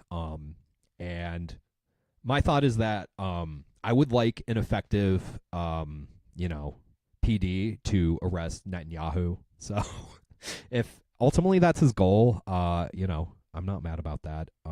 However, you know, we know how fucking brutal the police is. We need fucking reforms here. Yeah, I have a lot of, you know, I'm going out on a limb for this guy, as I do anyone that I politically support. Who will deliver for the people of this city, and someone who also, amidst all of that, has the moral clarity to have a politics of consistency. And that's what has been at the heart of our campaign, a consistent belief in the universality of ideals like humanity, like justice, like safety, and the ways in which Benjamin Netanyahu's genocide of Palestinians is a violation not only of those ideals, Me and but also Charlie international law. out on We've the seen that in the issuing of a warrant I just can't for get his like arrest by the International Criminal Court. I wanted to go to a journalist. I didn't do it, guys. Please. Charlie Kirk and I were best friends. Please. Questioning Netanyahu. I don't think it at a like White Israel had House anything to dinner do with hosted it, by but Donald he has Trump in made July. himself such a fucking target. He would arrest you if you came to New York City if he was mayor. Is that something you take seriously, or are you concerned about that? Do you have a response to that? No, I'm not concerned about that. Oh, well. I'm not concerned about that. Come there with the President Trump, and we'll see what the. How do you know who the mayor will be? I don't know that. Do we know that? He's going to be very fine, and who knows? We don't know who the mayor's going to be yet. But this is a communist. He's not a socialist. He's a communist. He's a communist. He's not a socialist. I know the difference. I have definitions in my brain. And I think he's going through a little bit of a honeymoon right now, but he might make it. He might make it. You know, it's funny. Trump talks so respectfully about him in ways that he doesn't other people. Like, and I'm not saying he talks actually respectfully, but like comparatively, he does like, and it's Trump's old thing about like, if you're popular, he will like, there's like level he gives you if you're popular. Like, I see it with how he treats Claudia Sheinbaum as well in Mexico. Like, even if you are like his ideological opponent, if like he could tell that like people do fucking like you, like he's like, all right, I gotta read the room a little bit. I gotta do it. He needs the money through the White House. He needs a lot. He's going to behave. He'll behave. He better behave. Otherwise, He better behave, or it's. So if you can respond to both President Trump and Netanyahu, Trump has been going after you since you announced. He talked about detaining you, checking whether he might be able to deport you, talking about you as a communist. You, in exchange, talk about Trump-proofing New York. You know, I think It is a sad reality in this country where we have a president who ran an entire campaign premised on cheaper groceries and lowering the cost of living. And what he has instead delivered time and again is an exacerbating of that very crisis, all while focusing on the persecution of his supposed political enemies. And when we talk about Trump-proofing the city, it's not just the question of hiring the 200 additional I wish I lawyers that lived our law somewhere where department it to could bring be us back to the Trump-proof, staffing but levels that'll never prior fucking to the happen here. pandemic. It's a question of actually standing up and fighting Donald Trump. And fighting Donald Trump because what his agenda is doing is endangering the welfare of New Yorkers. This bill that he recently ushered through Washington, D.C., it throws millions of New Yorkers off of their health care. It steals SNAP benefits from so many hungry New Yorkers. And it does all of this in the interests of the largest wealth transfer that we've seen in this country. And to do those things while speaking about a cost of living crisis, it is truly a betrayal of so much of what his campaign was premised on, and an illustration of why he is so fearful of our campaign. Because unlike him, we don't just diagnose this crisis, we will deliver. I will say, I mean, like, there's something to the fact that I think he's afraid. I do think that the Trump administration is acting like they are losing a grip on the whatever amount of sway they had over the nation to a certain degree. I don't think people are doubling down. I mean, other than the ones, you know, the 30 or some percent that are always going to be like, you know, MAGA chuds. But like, I don't see his administration becoming more popular throughout the next 3 years. I mean, unless something crazy like, I mean, you know, everybody loved George W. Bush after 9/11 happened, so, you know, who knows? On it. We will actually ensure that we have New Yorkers who can afford the city that they call home, that we freeze the rent for more than 2 million New Yorkers, we make buses fast and free, which are currently the slowest ones in the nation, and we deliver universal child care. And that's what Donald Trump is afraid of. I could not imagine being a bus driver in New York City. I would like kill myself after accidentally killing like 50 people because I don't know how to drive. A democratic socialist. You know, I think of the words of Dr. King from decades ago, who said, call it democracy or call it democratic socialism. There must be a better distribution of wealth for all of God's children in this country. That's so real. And New Yorkers understand that. We're He's in the so real wealthiest for that city in the one. wealthiest country in the history of the world. And 1 in 4 New Yorkers are living in poverty. When I walked into this interview, I walked past a New Yorker who was sleeping. You know, does the average American understand what, like, people get in other countries from being a citizen? Like, do they, like, do we, like, ever, does the average American think about, like, I don't know, there's just so much shit that they are not getting while living in the imperial core, the richest nation of all time, of all times, of any times. Like, how are people not fucking pissed off every day at, like, the capitalist class? I truly don't understand it. Like, I mean, yes, propaganda, yes, Red Scare, I get it, but my God, like, how is this not fucking obvious at this point? Nobody is doing better. No matter who's the president, nobody's doing fucking better. Oh shit, I accidentally clicked off the video.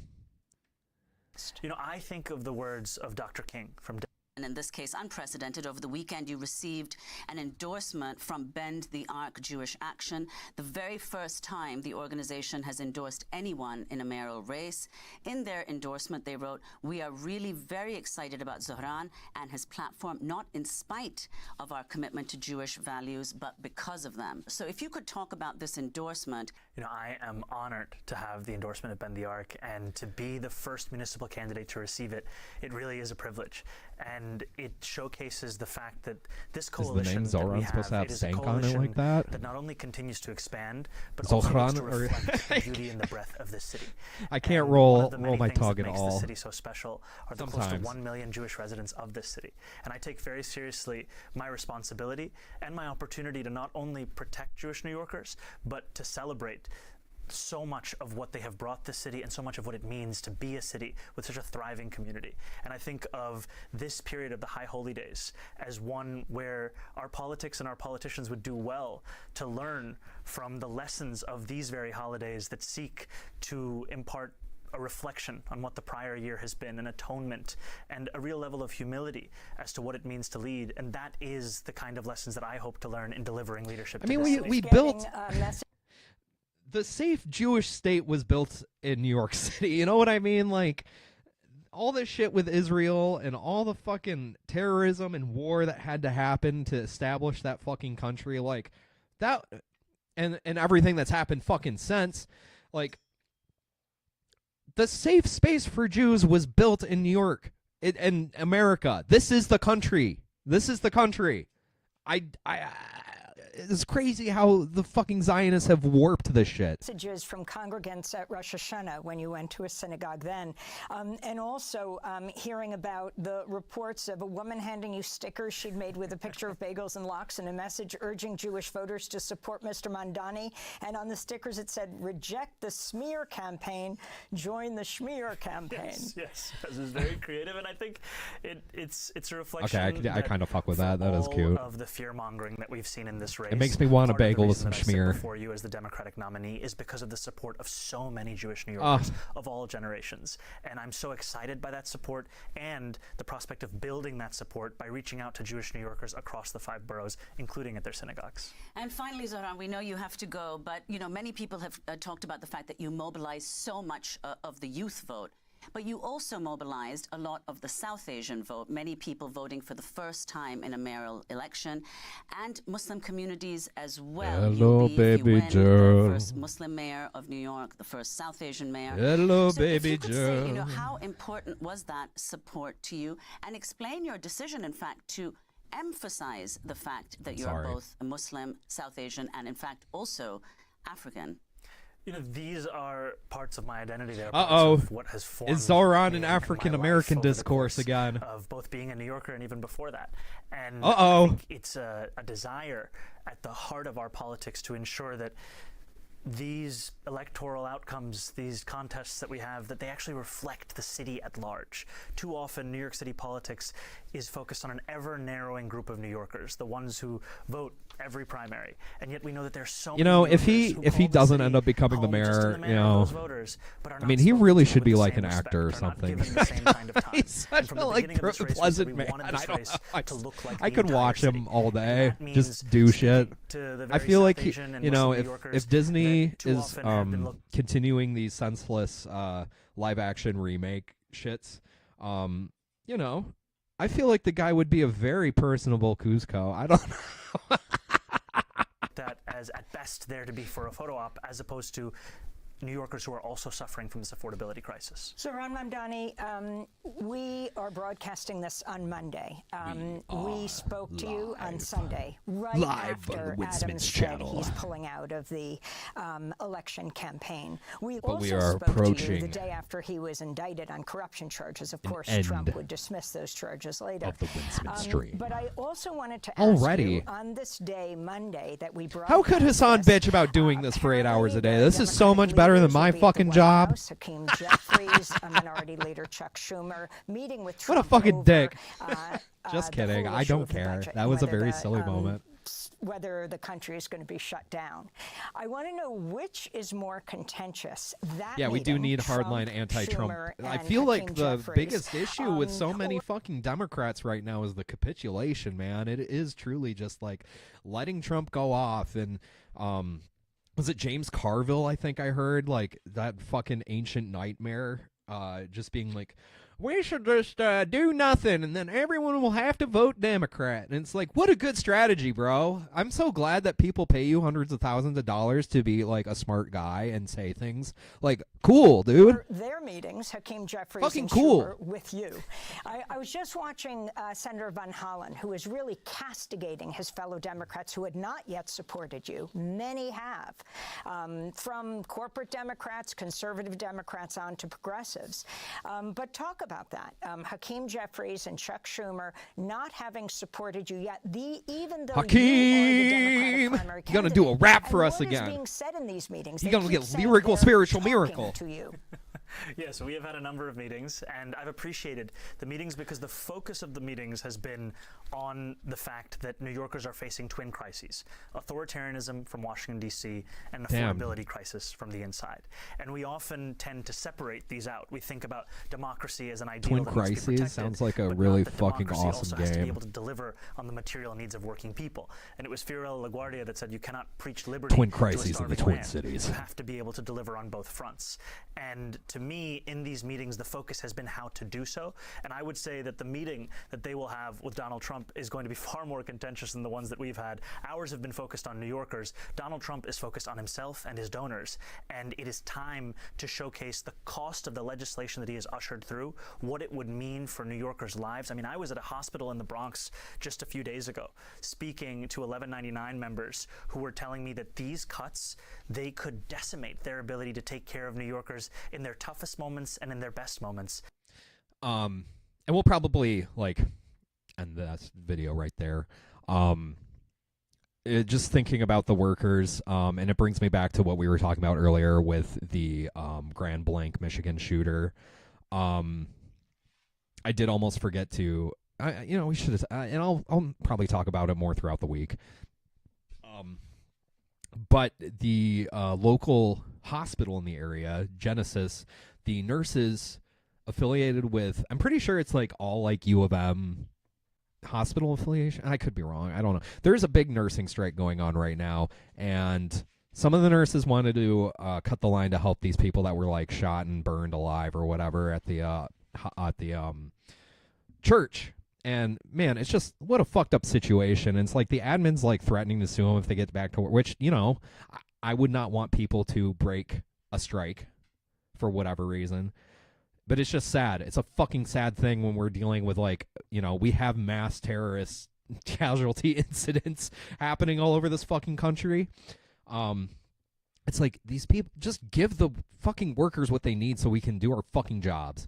And that's going to be the note that I end today on. And I want to thank all of you for joining me on the first Wincmence stream officially ever. Bow, bow, bow. I will try to have show a little more coordinated next time, and I should be able to not be only coming out of your left channel for headphone listeners out there. Thank you all again for joining me. Please, please, please, please, if you haven't yet, I really need subs. I need likes. I need anything you can do to grow this project. I would like yeah, I don't know. I don't really know what the goal here is of me streaming and stuff, but I've been wanting to do it for years. I love to game.